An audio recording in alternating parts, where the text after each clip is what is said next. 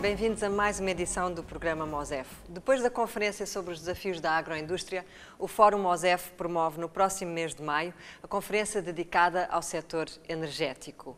Para isso e para discutir quais são os principais desafios desse setor, esta noite temos connosco em estúdio um convidado que durante muitos anos ocupou o cargo de Presidente do Conselho de Administração da EDM, é formado em Engenharia Eletrotécnica com uma pós-graduação na área de Gestão, atualmente é consultor e é também membro da Comissão de Honra do MOSEF. Estaremos à conversa hoje com o engenheiro Manuel Coambe. Senhor Engenheiro, muito obrigada pela sua presença aqui connosco. Muito obrigado pelo convite para poder participar neste programa e, acima de tudo, também poder dar dar a minha contribuição no que diz respeito ao MOSEF e ao desenvolvimento do setor energético. Mas também aproveito para parabenizar tanto o Grupo Soico e a MOSEF por esta realização. Muito obrigada, engenheiro Manuel Coambe, e pela sua participação também, enquanto membro da Comissão de Honra. Vamos dar então o pontapé de saída para este setor da energia, que é fundamental. Engenheiro Coambe, quase que podemos comparar a energia à água, não é? A água é fonte de vida, a energia é fonte de desenvolvimento. Sem energia, nada acontece. É verdade, eu concordo com aquilo que diz. Essencialmente, se nós queremos o desenvolvimento do nosso país, naturalmente que não é possível nós termos um desenvolvimento efetivo sem termos um setor energético relativamente desenvolvido. Portanto, é verdade que, da mesma maneira que a água é fonte da vida, a energia também é fonte de desenvolvimento, sem dúvidas nenhumas. É uma alavanca para o desenvolvimento de Moçambique e de qualquer país do mundo. E é uma alavanca fundamental, especialmente no momento em que o país se encontra com necessidades muito particulares. Quais são as principais necessidades do país ao nível energético? Bom, há vários desafios que nós temos pela frente. O primeiro desafio tem a ver com aquilo que é a massificação da eletrificação em Moçambique. Neste momento, nós temos qualquer coisa como 25% da população com acesso à energia. Isto significa que só um quarto da população tem acesso à energia. E nós temos de prover os serviços de eletricidade à população onde vive e onde ela desenvolve as suas próprias atividades. Então, é fundamental que esta energia chegue às pessoas. Então, este, digamos que seria o primeiro desafio, no sentido de prosseguirmos com a eletrificação. E quando se fala de eletrificação, é bom ter um pouco de atenção. Não se fala só da eletrificação rural, fala-se também da eletrificação urbana, no sentido de que, excetuando a cidade de Maputo, muito provavelmente todo o resto das capitais provinciais e as principais urbes de Moçambique, o nível de acesso à energia elétrica deve rondar entre os, digamos, 50% e 70%. Ou seja, é necessário atingirmos tanto aquilo que é o acesso universal nas principais zonas urbanas, bem como também tanto nas zonas rurais, para assegurarmos um desenvolvimento equilibrado do país, porque se desenvolvemos só as zonas urbanas, corremos o risco de haver uma grande migração, tanto do campo para a cidade, que é natural, é normal, mas mesmo assim é preciso nós provermos os serviços básicos de eletricidade, onde as pessoas de fato estão. Portanto, julgo que este é o primeiro desafio, o prosseguimento da eletrificação. O outro desafio que temos, evidentemente, tem a ver com o quê? Tem a ver com o assegurar que esta eletrificação seja acompanhada e este acesso seja acompanhado de uma qualidade adequada no fornecimento de energia. E para isso, tanto há de haver a necessidade de investir substancialmente na infraestrutura da rede primária, rede de transporte, de distribuição de energia elétrica, para dar maior segurança e não só, também para aumentar a fiabilidade tanto dos sistemas. O outro aspecto que é fundamental, naturalmente, tem a ver com aquilo que é a produção de energia. É necessário que, para a energia chegar às nossas casas, às nossas fábricas, às nossas lojas, etc., e aos nossos hospitais, às escolas, é necessário que seja produzida em algum lado. Neste momento temos uma grande fonte que se chama a Cahora Bassa, mas não é suficiente. e precisamos de ter novas... Eu penso que mais de 90% da produção energética é hídrica neste momento em Moçambique. Neste momento, digamos que 85% da energia consumida em Moçambique é proveniente de uma central que se chama Hidroelétrica de Cahora-Bassa. Okay. Os restantes 15% são resultantes de produção própria da EDM e alguma importação nos casos de indisponibilidade, portanto, da HCB. Agora, é preciso também reconhecer e verificar que tanto a HCB é nossa, é verdade, mas tem contratos com a EDM e também tem contratos de exportação. São contratos firmados que têm de ser... Se calhar pela ordem inversa, tem contratos de exportação e também com a EDM. Exato. Bom, digamos que a nossa prioridade como país e como nação é, evidentemente, primeiro o fornecimento de energia ao país e o excedente depois serve para a exportação. Apesar de que, no caso específico de Cahora-Bassa, sob o ponto de vista proporcional, a maior parte da energia ainda é exportada. A prioridade social, se calhar, é o consumo nacional, mas a prioridade económica, em termos de viabilização do projeto, é a exportação.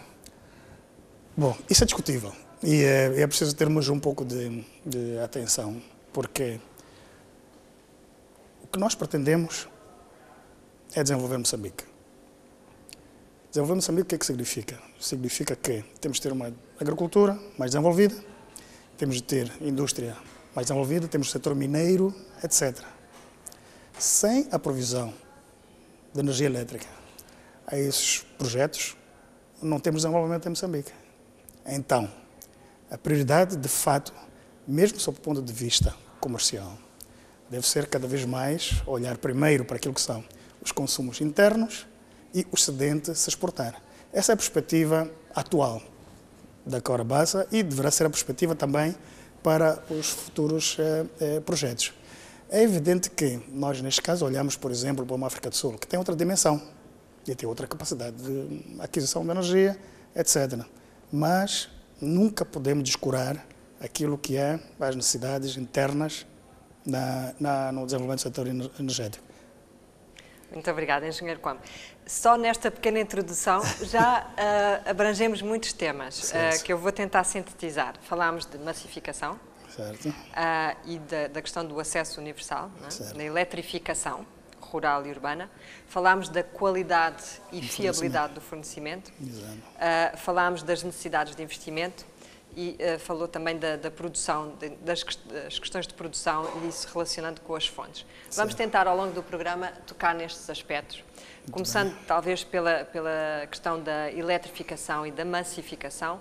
Conforme referiu, temos neste momento cerca de 25% de taxa de acesso.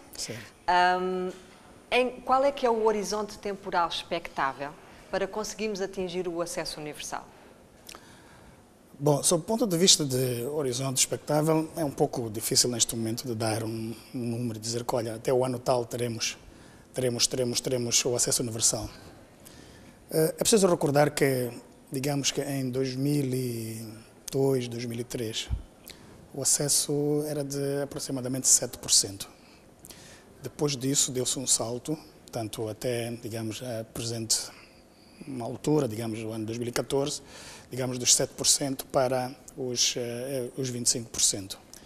Ou seja, tivemos um aumento do acesso anual de aproximadamente 2%.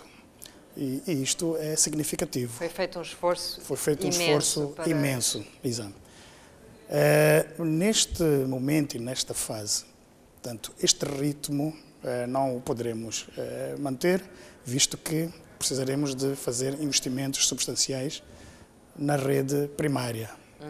Então, portanto, temos de combinar as duas coisas. Não podemos só pensar no aumento do acesso em si, sem olhar para aquilo que é a capacidade da rede primária e também da nova produção de energia que terá de entrar para o mercado. Sendo assim, portanto, eu acredito que numa primeira fase nós teremos de trabalhar no sentido de passarmos dos 25% para os 50% nos próximos, digamos, entre 15 e 20 anos.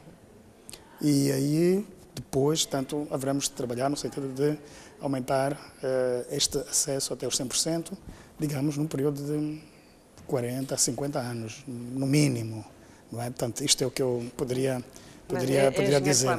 Para quem esteja, para um cidadão comum, que está, por exemplo, na província de Tete, certo, que olha para o seu país como um grande produtor de energia, com diversas fontes, é difícil de compreender que não tenha esse acesso imediato, não é?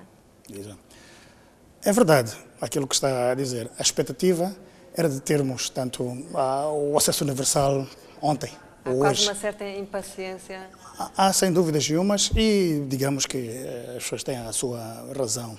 Mas é preciso também termos alguma paciência, porque este é um processo que exige investimentos avultados.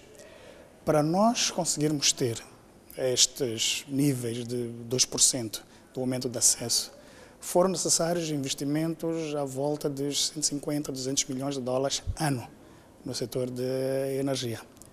E, tanto para mantermos este nível de investimento, só, tanto na rede, digamos, secundária, não estou a falar daquilo que é a rede a montante, precisaremos de investimentos substanciais.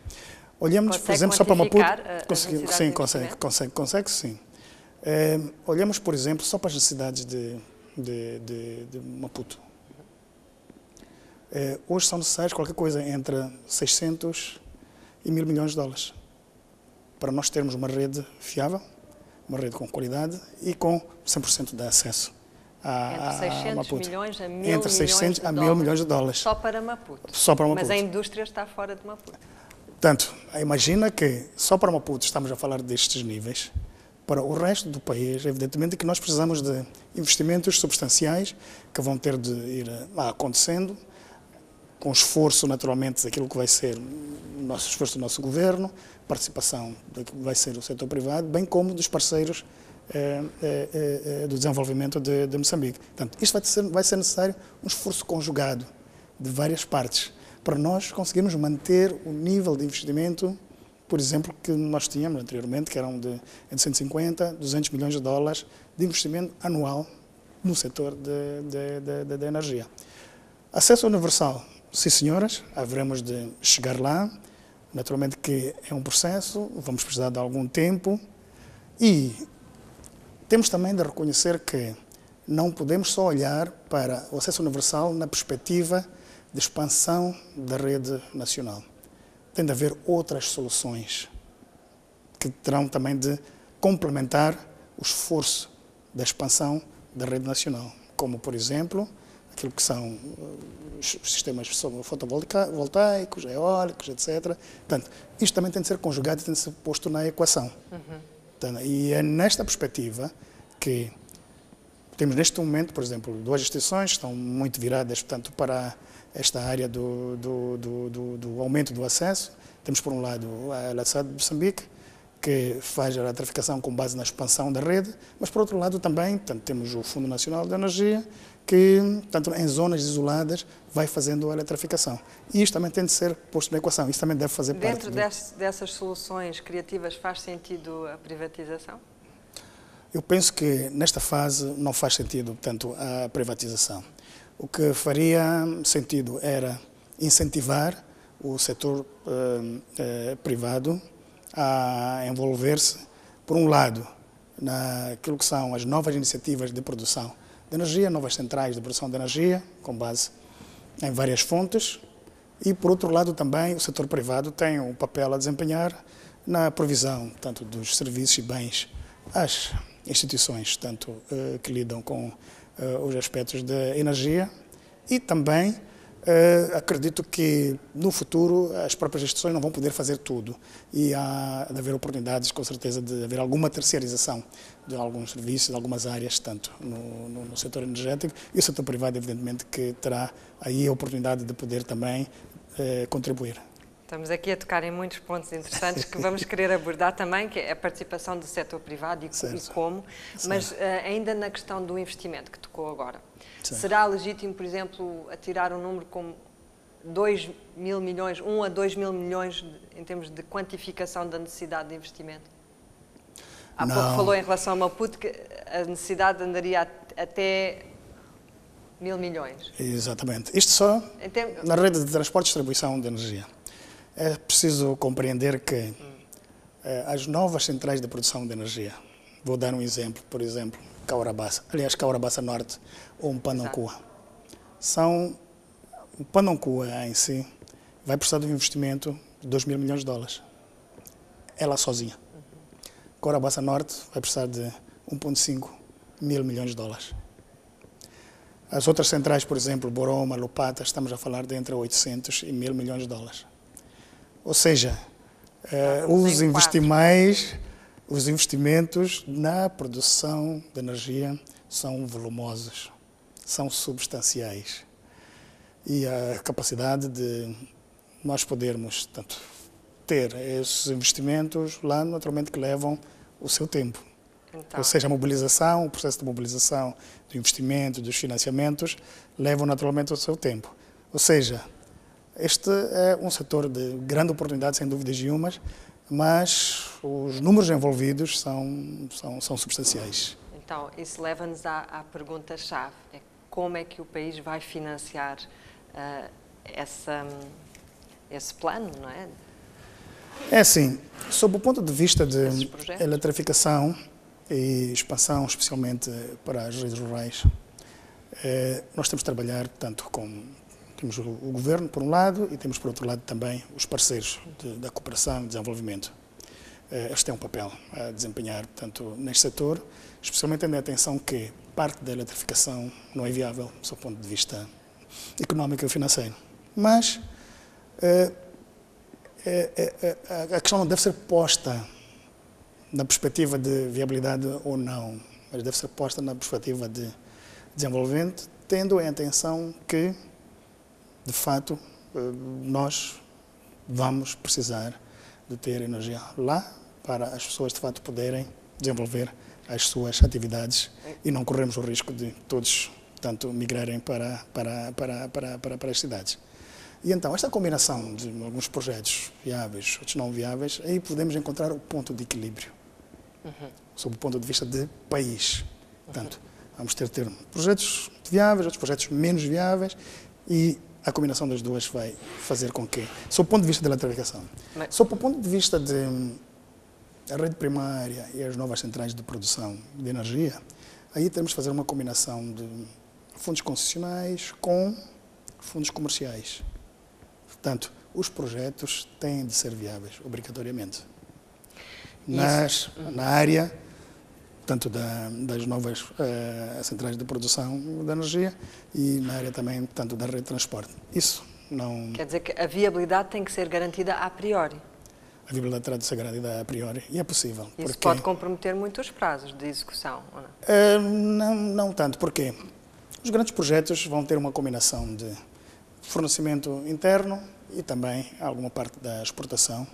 E é uma questão de se encontrar aqui o ponto de equilíbrio e garantir que, de fato, com o equilíbrio dessas duas componentes, se possa fazer com que os projetos, de fato, andem, se desenvolvam e que, acima de tudo, possamos ter aquilo que é o nosso sonho de termos Mpanonkua, Caurabaça Norte e outras centrais que estão aí em vista poderem, de fato, acontecer. Estamos à conversa com o engenheiro Manuel Kwambe, membro da Comissão de Honra do MOSEF, sobre os desafios do setor energético. Vamos para um breve intervalo, voltamos dentro de instantes.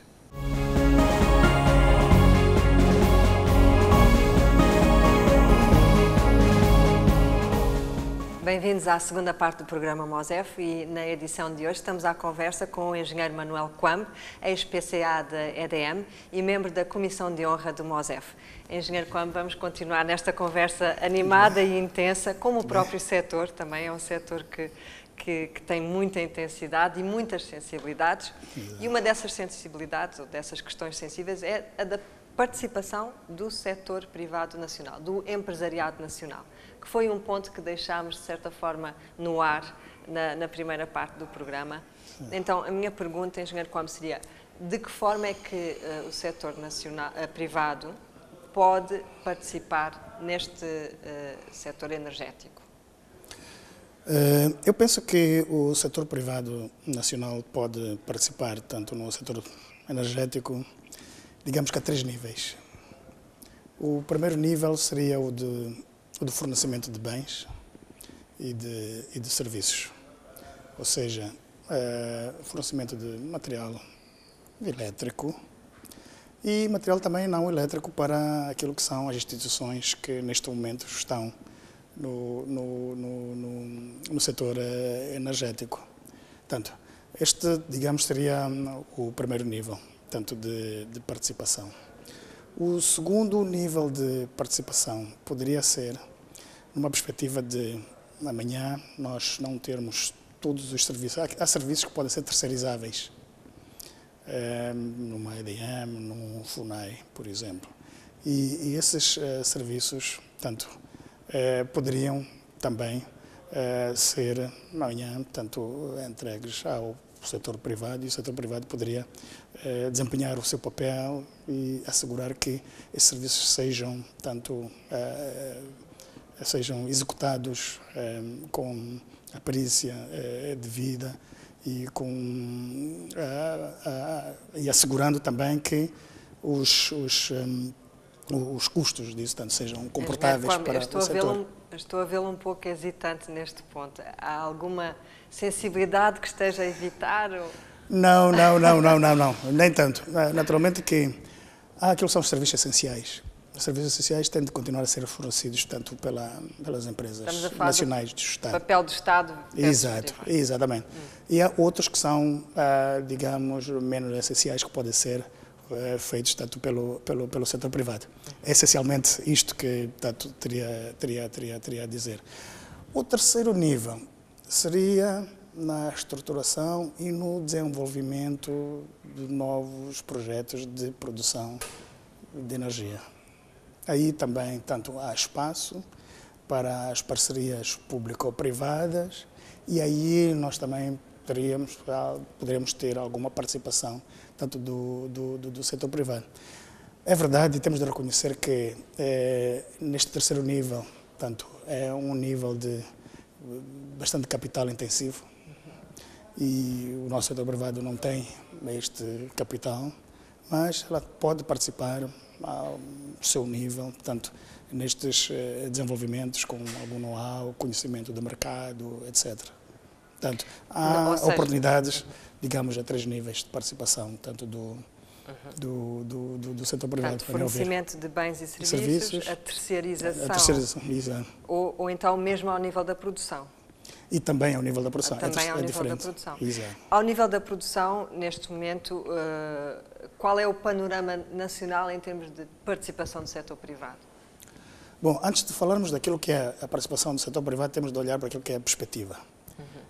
Moçambique é um país que tem recursos, tanto energéticos, e o país pode produzir energia hídrica e o potencial é enorme, temos mais de 12 mil megawatts de potencial. Tanto em Moçambique, é só olhar para o rio Zambeze e outros rios que nós temos em Moçambique, podemos produzir muita energia, tanto com o potencial com base na hidroeletricidade. Temos o outro recurso também, que é o o carvão de queima. Portanto, em algumas províncias temos quantidades significativas de carvão de queima e essa também pode ser a outra fonte, tanto de produção de energia. E temos uma terceira, que é o gás natural.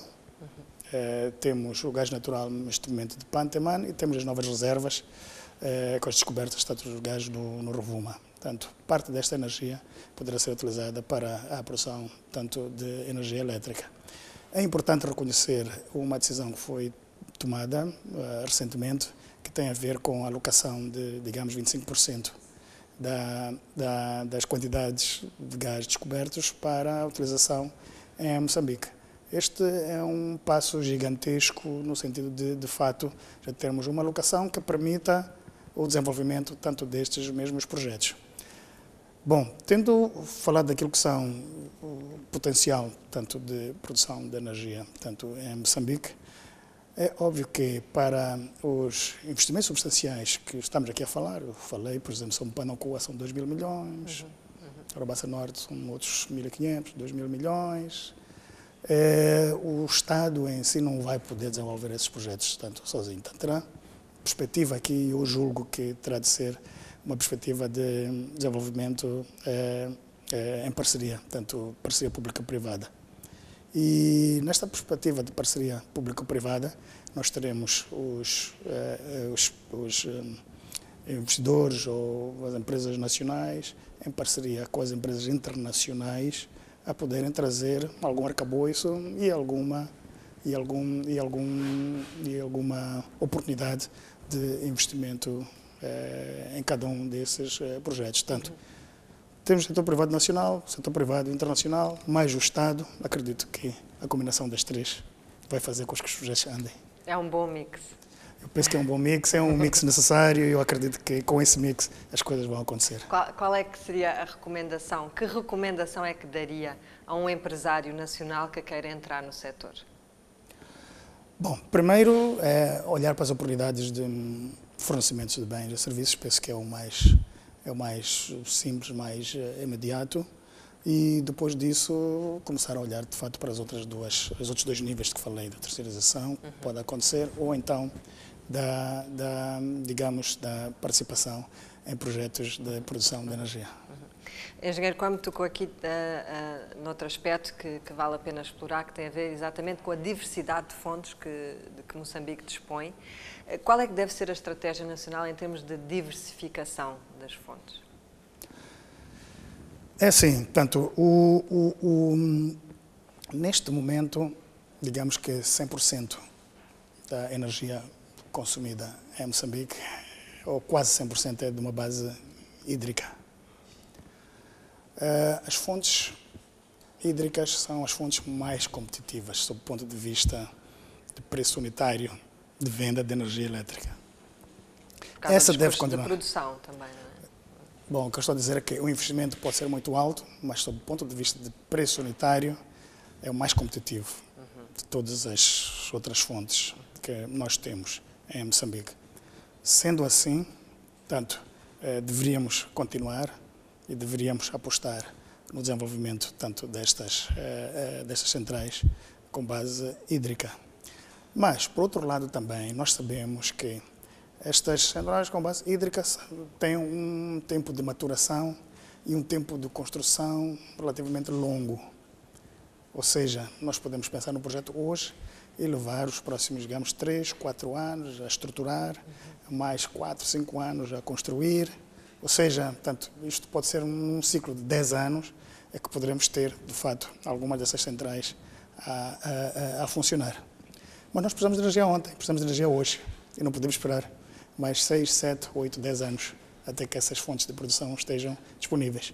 Aí eu recomendaria que, de fato, se olhasse para as fontes de produção com base no gás natural. Podem ser muito mais rápidas e podem acontecer a uma velocidade. E temos alguns exemplos. A EDM, por exemplo, em parceria com a Sasol, desenvolveu uma central, a Ersan Garcia, e está, portanto, foi num período, digamos, de 5, 6 anos, a central está lá, já está a funcionar, foi inaugurada o ano passado e está, neste momento, a funcionar. Ou seja, em ciclos relativamente menores, podemos ter algumas destas centrais com base no gás natural a acontecerem. O carvão, evidentemente, que também é outra fonte de produção de energia, também tem ciclos relativamente grandes, ou seja, digamos, intermédio entre o gás e as hidroelétricas. Portanto, também não podemos pôr de lado esta perspectiva de desenvolvimento das centrais térmicas com base no carvão. Então, assim, por ordem de prioridade, é hídrico, gás? Não, sob o ponto de vista de prioridade imediato, teria de ser o gás, depois o térmico, carvão e hídrico. Ok. Mas sob o ponto de vista também da disponibilização para o consumo. Exatamente, para o consumo imediato, exato. Há pouco, engenheiro, quando tocou na questão da política de gás e da alocação dos 25%, referiu que é um passo muito importante. Para além da quantidade e da disponibilização, há também a questão do custo. Certo. Sendo Moçambique um país produtor, acha que o consumidor também devia ser beneficiado em termos de preço? Sem dúvida, Gil, mas que é importante que já se deu o primeiro passo, que é, digamos, a alocação tanto dos 25% das reservas ou daquilo que for descoberto para a utilização interna em Moçambique. O próximo passo, evidentemente, vai ser o de garantir que este mesmo gás seja posto no mercado a preços, digamos, não diria subsidiados, esse termo talvez seja muito forte, mas a preços que permitam que, de fato, o moçambicano possa efetivamente beneficiar deste recurso. Exato. Agora, no início do programa, o engenheiro Manuel Coelho tocou num aspecto que tem a ver com a qualidade do fornecimento, a qualidade e fiabilidade. Certo. E eu gostaria de voltar a essa questão, até porque não deixa de ser uma questão muito atual. Ultimamente temos sentido, poderá ser uma questão de percepção, mas parece haver muitas quebras no abastecimento. Isto é apenas uma questão de infraestrutura? Bom, é uma questão de, por um lado, infraestrutura, que é necessário, ou seja, nós vamos precisar de ter mais linhas de transporte, mais linhas de distribuição de energia, mais subestações e vamos ter de investir substancialmente na infraestrutura elétrica. Isto para garantirmos o fornecimento de energia com qualidade, isso vai ter de acontecer. Por outro lado, também, há algum esforço que vai ter de ser feito ao nível da capacitação institucional, tanto das instituições que estão envolvidas na EDN, nível da formação, treinamento, tanto dos quadros, para garantir que, de fato, esses sistemas sejam operados e mantidos a níveis adequados. Portanto, julgo que com estas duas componentes nós poderemos ter, de fato, um fornecimento mais fiável e de melhor qualidade. Qual é a relação entre a capacitação dos quadros e a estabilidade do fornecimento? Os sistemas são cada vez mais modernos, ou seja, são novos equipamentos que vão ser introduzidos tanto no país. Algum desse equipamento não é produzido cá. Evidentemente que nós teremos de garantir que os nossos quadros tenham a capacidade de poder operar e manter estes mesmos sistemas, é mais nesta perspectiva. E a rede também vai ser cada vez mais complexa. Porquê? Porque nós vamos ter de ter redundâncias. Olhamos, por exemplo, para o caso do Norte. No Norte, neste momento, tem um fornecimento de energia com base na linha Centro-Norte, é uma linha. E então, tanto amanhã vamos precisar de ter uma segunda linha, depois vamos precisar de ter uma terceira linha, para termos maior redundância, para evitarmos situações gravíssimas como a que tivemos em janeiro deste ano. E isto para acontecer, naturalmente que não chega só a fazermos um investimento. Vamos ter de, sim, fazer um investimento, mas nós próprios também vamos ter de ter os nossos quadros capacitados para poder operar e manter esses mesmos sistemas. Muito obrigada. Estamos quase nos momentos finais da nossa entrevista. Engenheiro Manuel Coelho, olhando agora para a conferência MOSEF que vai decorrer no mês de maio, dedicada a este setor, quais são os temas que acha que são obrigatórios colocar nessa conferência? Bom, eu penso que um dos primeiros assuntos é o que nós falamos já, portanto, tem a ver com o processo da eletrificação, o aumento do acesso da energia, tanto para a população. Temos, por outro lado, também, tanto de olhar para aquilo que é a sustentabilidade tanto do setor. Esta é uma questão um pouco melindrosa, mas nós temos de encará-la, tanto com alguma frieza e com acima de tudo, temos de assegurar que tudo que aconteça seja sustentável. Essa palavra é muito grande. O que é que significa assim neste contexto particular? Por exemplo, temos de olhar para aquilo que são as tarifas, por exemplo, que neste momento estão a ser praticadas no setor e ver se asseguram sustentabilidade ou não. O que percebo e daquilo que é a minha experiência, naturalmente que há de haver a necessidade de olharmos para este aspecto tarifário com alguma atenção para, de fato, podermos exigir energia, qualidade, mas para isso acontecer, de fato, temos de estar preparados para poder sustentar as entidades que fornecem esta mesma energia. Está a falar de um aumento de tarifas? Eu não... Só para quem está em casa perceber bem, para depois não haver assim equívocos. Eu preferia dizer que é preciso, de fato, que aquilo que são os custos para prover este serviço sejam devidamente recompensados. E neste momento, com a tarifa atual, provavelmente não se consegue fazer isso. Muito provavelmente vai ser necessário haver algum ajustamento, mas isto naturalmente que é uma área sensível que, por tanto, acredito que as entidades apropriadas estão a olhar para esta matéria. Vamos deixar essa discussão para a conferência, Engenheiro Coamo. Exatamente. Eu penso que seria muito interessante que, de fato, se falasse um pouco sobre isto. Nós temos de ser realistas e, de fato, se queremos um serviço de qualidade, tem de ser, de alguma maneira, pago. De maneira só para fechar, o que é que espera como resultado desta conferência? Bom, eu acredito que vamos ter na conferência várias sensibilidades. Vamos ter a sensibilidade do governo, vamos ter a sensibilidade do setor privado, vamos ter a sensibilidade da sociedade e provavelmente a combinação destas três, digamos, entidades poderá trazer algumas recomendações que possam ser interessantes para o desenvolvimento do setor energético em Moçambique. Engenheiro Manuel Coamo, foi uma honra poder entrevistá-lo aqui no programa MOSEF. Muito obrigado pela sua presença. Muitíssimo obrigado e tenha uma boa conferência. Muito obrigado. Obrigada. Certo. Ao longo das próximas semanas, não perca aqui na STV os programas especiais dedicados ao setor energético, a caminho da segunda conferência MOSEF de 2015. Obrigada por ter estado na nossa companhia.